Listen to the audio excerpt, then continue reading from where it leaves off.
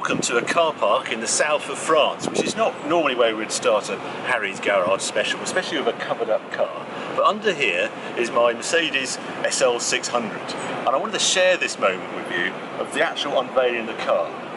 How it comes about to be here is we're lucky enough to have a boat down here. We've had it for a few years, and along with having a berth in the marina, you get a free car park space. And it's always thought to me that I ought to have a car to put in that space. I don't need many excuses to buy another car. And at the beginning of this year, we bought this SL600. Now this car has sat here for 2 months. It just so happens we haven't been out for that long because we've had harvest at home and it's been a beautiful summer at home. But this is the moment where I have fingers crossed that everything's going to work. And how it works, I have this cover on it all the time, but you'll see there's a hole there, sort of where the windscreen is, and there's a little solar charger in there, and if that's been doing its job, then it should just start up. Anyway, haven't rehearsed, let's see what happens. I'm going to take the cover off and we'll see if it starts up. I have to say this cover works really well. If you clean the car before you put them on, then nothing gets scratched. So there's a little bit of dirt on the windscreen, but that's just because of the hole for the solar charger. On this particular model, when you press the remote, this should light up. So I want to see a green button. Whee! That's a good sign. That means we have some juice left in the battery. And now the moment of truth. So I say, it's been standing 2 months. Let's see if it starts.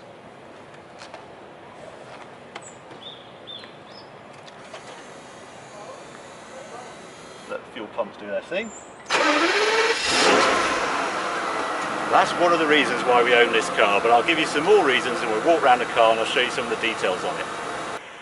Okay, I'm going to leave it just ticking over, seeing how it hasn't run for, say, over 2 months, I think it is, just to get some sort of fluid circulating. I can already feel the air conditioning pumping. A little bit of history behind this car. It's a 1993 SL600, so the very year they came out, so over 20 years old. It's done 140,000 miles, and I bought it at the beginning of this year, having searched for this perfect car to keep down in here. And you've got to think of some of the requirements of a car in the South of France, how we're actually going to use it, because French have a sort of robust attitude towards parking. Much as I'd like to buy a Ferrari 612 or something lovely like that, have in the south of France, I wouldn't like to park it in France. So I wanted something with sort of rubber bumpers and that strip between the doors, so it's not going to get bashed up and not really going to get attacked when it's in the airport car park for a couple of weeks, because we do just abandon this car in the car park, part of the beauty of it. Had to have a V12, so that sort of narrows it down as well, and of course it had to be cheap. This was not a cheap car new though. This car in 1993 cost its owner £96,400. He might have bought a few extras as well, I don't know, but that was the list price, and an SL500 at the time was £76,400. Sorry, £74,400, so £22,000 less than the V12 model. So you had to be a proper V12 junkie to buy the SL600. So I have some affinity with the owner, the original owner of this car, because he paid a 30% premium to have that V12 badge on his SL. It then lived the rest of its initial life, 55,000 miles worth, according to the handbook. If you go through the stamps, got a beautifully stamped up service history, in Rome. So he must have had a place out in Rome, and this is what he charged about between Villa, I suppose, and Rome, whatever he was doing in Rome. At about late 90s, it came back to the UK, kept around London, and the service book goes up to about 100,000 miles, the last service stamp in there. So it's pretty good history. Now we come down to the price I paid for this car. I paid £5,250 for this car, which I think it's bordering on a joke for what it offers. This was Mercedes' flagship, the ultimate car in its range. It has every extra on it going, beautifully engineered, and of course it shares its V12 with a car none other than a Pagani Zonda. Okay, I just want to show you the engine, and one little trick with this bonnet which I love on this age of Mercedes. There's a little button here, if you press this, there we go, then the bonnet actually goes all the way up until you get to that position. which is completely upright. It's called the M120 engine, is the official designation of this car. It's a 6-litre V12, 48 valve, and just a spectacular unit. Sometimes it's rated at 408 horsepower, sometimes 389, depending on which one you book. It's officially 389 horsepower in this particular model, but it's super smooth. So the eagle-eyed amongst you might have spotted that while this has been running, there is a coin balancing on the rocker. You have to have an incredibly smooth engine to achieve that. I'll see if I rev it, if I actually can do any revs. Let's see. There you are. Amazing. Just amazing that it can stay there like that, balanced. But that is the quality of this V12. You also have to remember that this car has 140,000 miles. Basically, you never lift the bonnet of one of these. I've lived with one of these cars before. They don't drink oil, they don't use any water. You don't ever have to lift that until it's the next service. Again, another thing I love about this particular model. I can remember actually Mercedes director telling me it was actually the Mercedes most reliable engine for the number of warranty claims about numbers built. So I don't know if that's changed, but certainly in the mid-noughties when I asked the question, this was their most reliable engine Mercedes ever built, the M120 V12. Okay, they're the first few details on this car. I'm going to take it off now, fill it up with fuel, check the tyres, and then we'll take it for a drive. People always ask me how many to the gallon it does. Depends how you're using it. When we cruise down in France on the motorways, 85, 90 miles an hour, you can just get it the right side of 20. And then you come down here and then it's the wrong side of 20 to the gallon, and we've been as low as 13 to the gallon when we're having a bit of fun. So in that sort of range. Now obviously one of the reasons you own an SL is because the roof comes off. All electronic on this model. All you do is just pull back on this button and, as if by magic. I can remember watching this as a kid in the motor show when they showed it the first time in 1989. And it was like the IKEA, you go to IKEA and they've got a sort of piece of furniture being bashed to draw in and out, in and out. And for the whole motor show, Mercedes had an SL R129 with just the roof coming on and off like that, just completely electronically, no catches, no nothing. I adore it that, you know, 20 years on it's still working. Although I find on this model, if I have dropped the windows or done something sort of out of sequence and then do the roof, it can get confusing. You have to turn it off, reset the windows and then do it again, but it's a small price to pay for what is, I mean, a great convertible. We obviously have the draft excluder fitted in this. That came as an optional extra at the time. Does a brilliant job, and we just cruise down through France. You can still do 155 miles an hour if you feel like it with the roof off. It's, you know, it's one of those sort of cars. The only thing I'd say about the soft top on an SL500, well, the R129 as this model is called, it's a fairly basic soft top. You get plastic rear windows and things, and that's because all this model of R129 Mercedes SL came with a hard top. Because you got the hard top, they sort of sacrificed the extra padding that you might see in some other convertible only type cars. But then the hardtop makes it sort of a coupe car. The one on this car, I got one which is all glass roof, and it's a properly huge expanse of glass. It's a proper, you know, panoramic roof. But it was a 12 or 14,000 pound extra at the time. So very glad to have that in the garage. But down here, South France, this is how we use it. Driving in the south of France, there's sort of two sort of roads. There's the beautiful, amazing roads in the Alps that we charge up, and when we're at Evo, they're just the most wonderful roads up there. Or if you're down on the Riviera, it's all a bit tight, all a bit crowded, and there's restaurants either side. And that's, I think, where this car sort of scores. It's down here cruising around because it is silent. You cannot believe there's a big V12 up the front. And when you're in this situation, we're just coming into Villefranche here, and there's sort of restaurants either side. The last thing you want is a super noisy car. So you can just cruise around in this thing. And I think we're sort of getting used to the idea of silent cars now. For having the appeal of like electric cars is they're completely silent. Well, SL600 actually got there first. Generally, super quiet. There's no diesel sort of rattle. There's nothing you can hear conversations. I feel I have to whisper. It's like disturbing people's lunches. and you just can't believe there's 12 pistons bouncing up and down at the front. This car can sort of survive between 500 and 1000 RPM all day long. It's just got, the only noise is, as you can probably hear, is just the cobbles. That's it. You can sort of see why people come down here. I think the date is 17th of October. Look at it. It's well, it says it's 33 degrees, but I don't believe that. It's about 24 degrees or something like that. You can hear that diesel. Shocking. Shouldn't be allowed.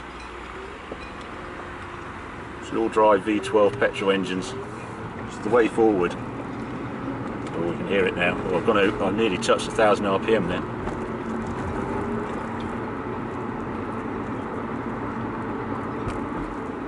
Wonderful part of the world. And I'd have to say, at moments like this, the last thing this feels like is a £5,000 shed. It's a very posh shed.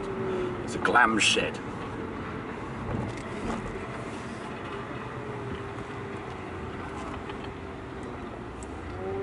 Before we brought it down, actually, there were a few things I did to it because I want it to be super reliable. So I took it to the SL shop and they did a full service on it, but basically it was just changing fluids. The only thing they found was we replaced a rear wheel bearing that was potentially on the way out, and what else did we do? Air conditioning compressor had a rebuild, and I had it all repressurized, all the air conditioning. So yeah, perfect air conditioning. And then another thing is there's so much electronics on this car, but it all works. I've got heated seats. I've got this amazing climate control. I can just set the temperature wherever I want. One of the great features, don't really use it down here, but you get to use is a rest function. And with the rest function, when you turn the engine off and you're going shopping or something, you can still have the car cabin being warmed.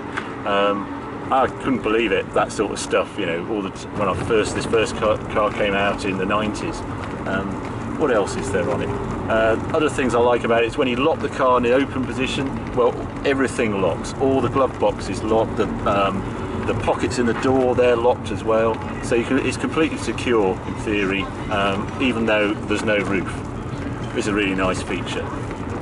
Everything's electronic. Electronic steering adjustment.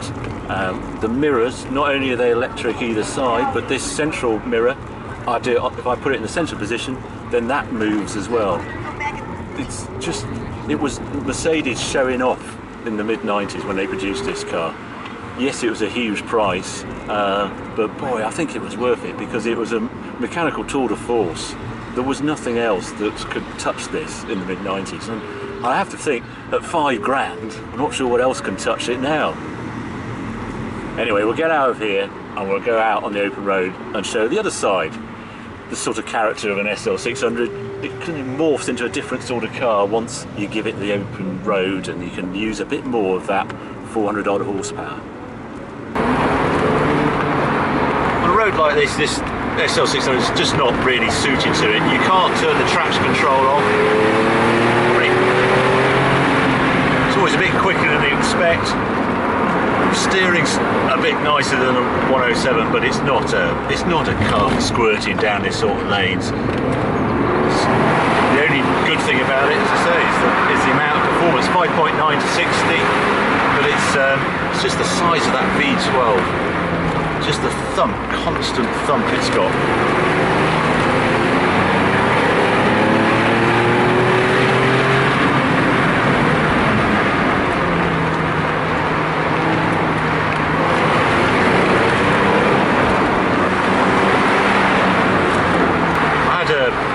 SL60 back in the 90s, and I lasted a week with it, so I really wasn't that impressed with it.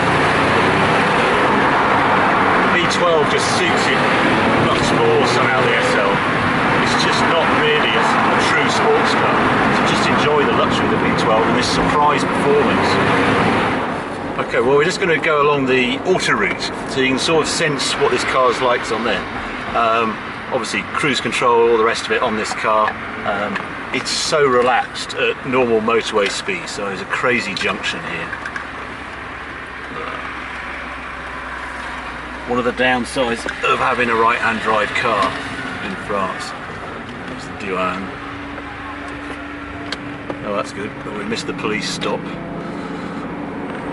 Quietly get away. Yeah, the funny thing about this car is being in the 90s, it's not actually as big a car as you imagine. Today's SL sort of grew, and they had the folding metal roof, and it just had to grow the sort of bulk. It just looks bigger, and it is physically bigger than this car. This car is relatively small, it's sort of easy to park. I don't know who did the steering on it, but it's like a taxi turning circle, one of these. I mean, it is incredibly small turning circle for the sort of car it is. And the other nice touches is when you put it into reverse, it's a really slow reverse. It's like a low speed. It's completely different speed to when you put it in first. All sort of clever sort of stuff like that. It's all what the Mercedes used to do in this day. I mean, it cost a huge amount, and it was an era of Mercedes when they were really completely over-engineered. But then on the second-hand market, we get to enjoy that over-engineering, and that's why, you know, I think it's a great buy. All of the R129 ranges, I just so happened to pick the crazy V12 one. Just sort of man-maths sort of made it possible. Anyway, we'll go on the motorway and you just get a sense of it on there. Just watch it again.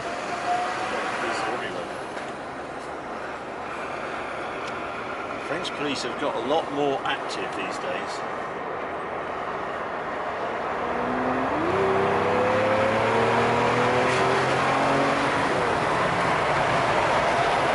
So here we are, we're doing steady 70 miles an hour, and the revs, what are they, 1800 revs. It's an incredibly low stressed engine, this. Okay, we get a sense of it now on the auto reads. I mean, we'll do this sort of distance all day long. We travel all over Europe in it. And we even visited a German autobahn, so you could get a sense of just how fast this car would accelerate over, say, from 80 right round to the speed limit. It's shockingly fast through 100 miles an hour, this car. It's where this V12 is streets ahead of the SL500. You can watch that now. Excuse me if it's a bit shaky, but it's worth a watch.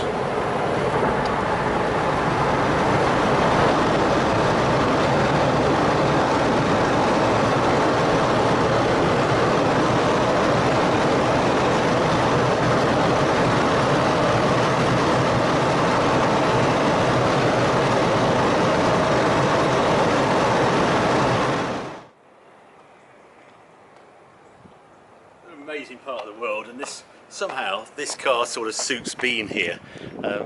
Gives you a little idea of why we bought this car, for this spectacular region. Look at it, amazing.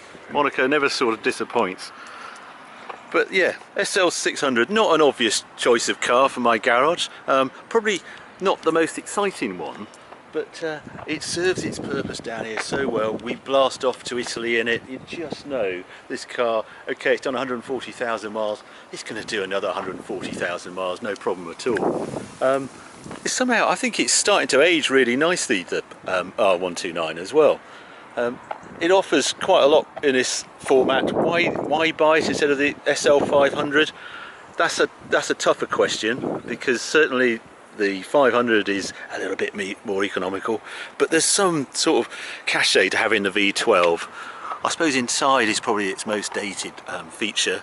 The only place this car's really shown anywhere is on the seat, so it's all a bit scruffy here, but we won't gloss over that, put that over there. The other, incidentally, these seats, they're a monster weight. They say they're made of magnesium frame, but it's one of the first of the seat belt, and all enclosed, all fully electric. You see the thing on the door. I mean, it does headrest. If I just move this, there we are, headrest goes up and down, seat belts. That is the shock with this car. Everything works.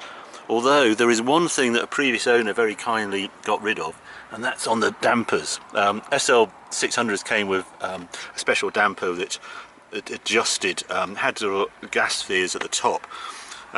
They are a bit unreliable, and there are some scary bills to be had. Someone a few years ago with this car put in conventional suspension off the SL500, so it has completely what we term a dry suspension. Works really well though. What else is there to see? Not a lot really, just a sort of quality car. I love the way it all locks. Oh, there's rear seats just about in there. that surprisingly we use quite often, because the cost of taxis down here are unbelievable. So we have friends down and we say, oh, we'll collect you from the airport in the SL, and they say, oh, shall I take a taxi? It'll be fine. I said, it'll cost you €80 for like a 10-minute ride. Suddenly they don't mind squashing in there for 10 minutes, and we spend the money in a restaurant instead. There you go. Anyway,